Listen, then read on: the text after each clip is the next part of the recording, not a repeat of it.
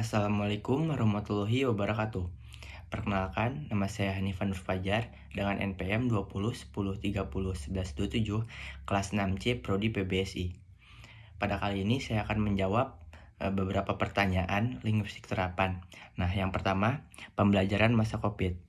Menurut saya, pembelajaran masa Covid itu pembelajaran yang semuanya tuh bingung gitu. Baik itu dari peserta didik, tenaga pengajar, dan lain sebagainya. Karena pada saat pembelajaran Covid, semuanya tuh teralih gitu. Dari awalnya yang pembelajaran dilakukan secara offline atau tatap muka. Nah, tiba-tiba pada saat pembelajaran Covid dilaksanakan secara daring gitu atau dalam jaringan yang semuanya tuh bertemu tuh dengan tatap maya, dengan ponsel, dengan laptop atau dan lain sebagainya. Nah, pada saat itu semuanya tuh mungkin merasa bingung gitu bagaimana melakukan pembelajaran ini karena kan banyak pembelajaran yang dilakukan secara dengan tatap maya seperti dengan lewat Game Meet, Zoom dan lain sebagainya. Baik itu secara pengumpulan tugas pun dilaksanakan secara online tuh. Jadi mungkin tenaga pengajar dan peserta didik tuh sedikit kebingungan dengan hal itu.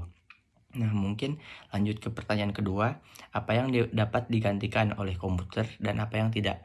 Nah, menurut saya, mungkin yang bisa digantikan oleh komputer itu seperti media pembelajaran atau materi ajar yang diajarkan oleh guru kepada peserta didik. Nah, karena kita bisa mendapatkan materi dari internet atau dari komputer dan lain sebagainya. Tapi mungkin yang tidak dapat digantikan oleh komputer itu seperti pendidikan karakter kepada peserta didik yang diajarkan oleh tenaga pengajar. Kita tidak mungkin bisa mendapatkan pendidikan karakter yang diajarkan oleh tenaga pengajar kepada peserta didik itu. Karena media internet itu tidak mungkin mengajarkan kedisiplinan kepada murid-muridnya.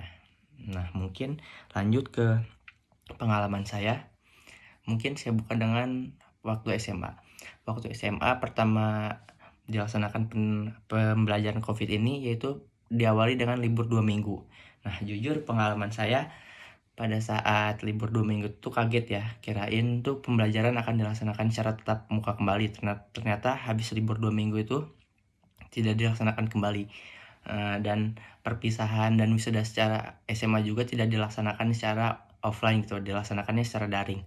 Jujur pengalaman saya di situ sedikit kecewa dengan pengalaman SMA saya karena tidak bisa menjalankan wisuda dan perpisahan secara offline gitu. Nah, mungkin masuk ke jenjang kuliah, jujur kaget sekali dengan pengalaman kuliah pertama kalinya dan mungkin yang tertanam di angkatan 2020 atau angkatan yang melaksanakan perkuliahan secara online itu tertanam mindset bahwa perkuliahan itu dilaksanakannya secara online, padahal tidak gitu ya, dilaksanakan secara offline. Nah, pada saat masuk kuliah offline tuh mungkin angkatan-angkatan online ini tuh pada kaget dengan banyaknya kegiatan, tinggal di kos dan lain sebagainya tuh mungkin terasa kaget gitu karena kan dari yang awalnya perkuliahan pertama kali dilaksanakan secara online, tiba-tiba dilaksanakan secara offline gitu. Jadi mungkin tertanam mindset tuh perkuliahan tuh berat dilaksanakan secara offline di angkatan-angkatan 2020 ini. Nah, pada saat perkuliahan offline juga kita tuh kayak sedikit, terutama saya sendiri, sedikit susah menyesuaikan dengan pembelajaran yang dilaksanakan secara offline gitu. Nah, mungkin pendapat saya terhadap pendidikan COVID ini yaitu, pertama yaitu bagus ya, pertamanya dapat memanfaatkan teknologi secara bermanfaat gitu bagi pendidikan. Namun hal itu juga harus diimbangi gitu dengan pendidikan karakter yang diajarkan oleh tenaga pengajar kepada peserta didik gitu. Karena menurut saya media itu bisa kita cari di internet atau di komputer manapun, tetapi dengan pendidikan karakter kita tidak bisa mendapatkannya di internet gitu. Jadi mungkin hanya itu pendapat saya terkait 4 pertanyaan ini.